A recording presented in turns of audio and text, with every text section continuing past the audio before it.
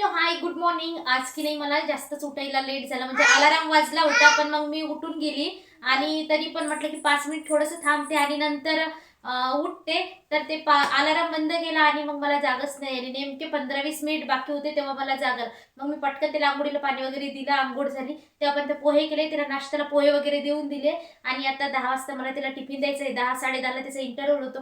तर पटकन मग मी भेंडीची भाजी करते आणि लगेच तिला सगळ्यात आधी तर भेंडी इकडे मस्त स्वच्छ धुवून घेतली आणि तिला कोरड्या कापडाने मस्त पुसून कोरडी करून घेतली.